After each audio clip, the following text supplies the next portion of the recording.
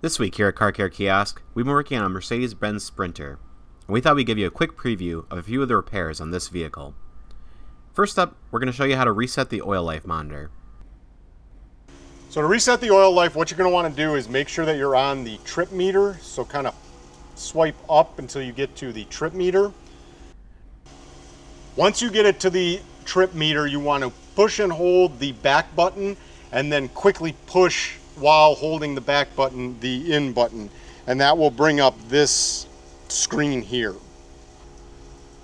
Then once we're in that screen, we want to go down to this Assist Plus. If you did not have the car on, you might have to push the start stop button one more time. Then this screen will come up and we want to go down to Full Service. And then once you do it, you want to confirm service. Select the oil grade that you put in there, and then just click yes that the service was carried out. It'll reset for you. Next, we're going to show you how to take out the taillight housing. Remove two T25 Torx bolts from the housing. Then pull the bulb housing away from the vehicle. Disconnect the connector on the back of the housing. Press the tabs and pull it out. Remove four T20 Torx bolts from this bulb assembly. Lift the bulb assembly out of the housing. Here are your bulbs.